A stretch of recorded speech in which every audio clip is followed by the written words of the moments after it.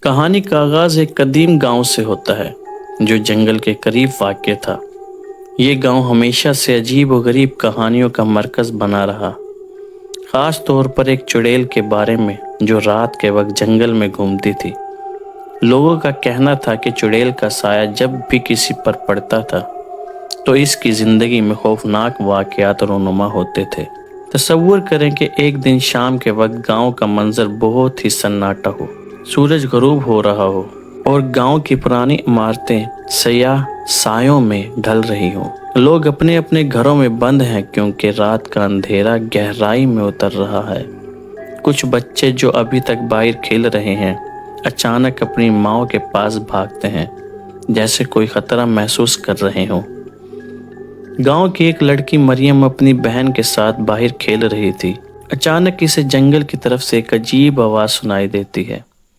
وہ اپنی بہن کو چھوڑ کر آواز کی طرف بڑھتی ہے۔ جنگل کے درختوں کے بیچ میں اسے ایک سیاہ سایہ نظر آتا ہے جو ہلتا ہوا دکھائی دیتا ہے۔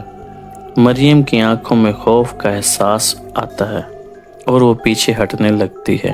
مریم جب پیچھے ہٹتی ہے تو اچانک ایک سرد ہوا کا جھونکا آتا ہے اور اس کے سامنے وہ چڑیل آتی ہے جس کی کہانی سن کر وہ ڈرتی تھی۔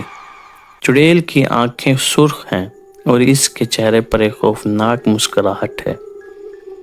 وہ مریم کو دیکھ کر کہتی ہے، آؤ میرے پاس، میں تمہیں کچھ خاص دکھاؤں گی۔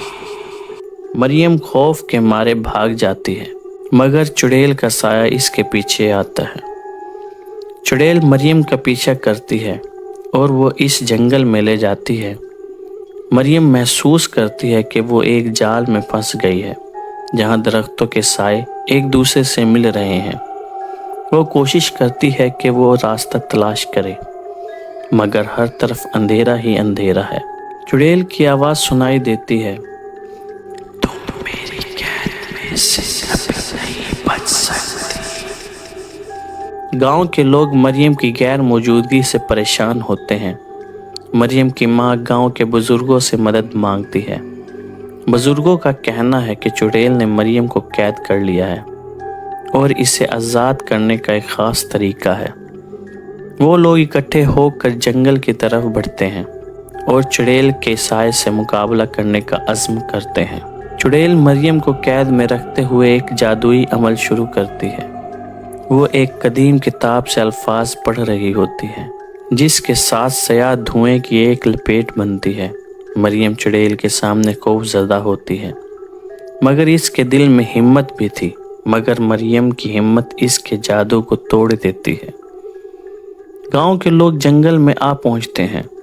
وہ چڑیل کے سامنے کھڑے ہو کر اس کا مقابلہ کرتے ہیں۔ بزرگ جادوئی الفاظ ادا کرتے ہیں اور اچانک ایک روشنی کی کرن آتی ہے۔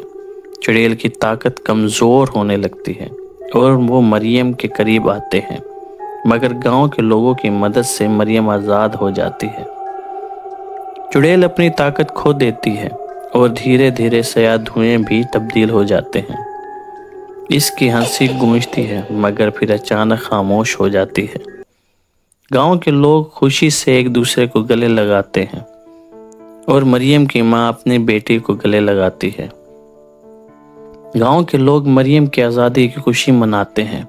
وہ ایک دوسرے کے ساتھ بیٹھ کر کہانیوں کا تبادلہ کرتے ہیں اور چڑیل کی کہانی کو بھولنے کا عہد کرتے ہیں۔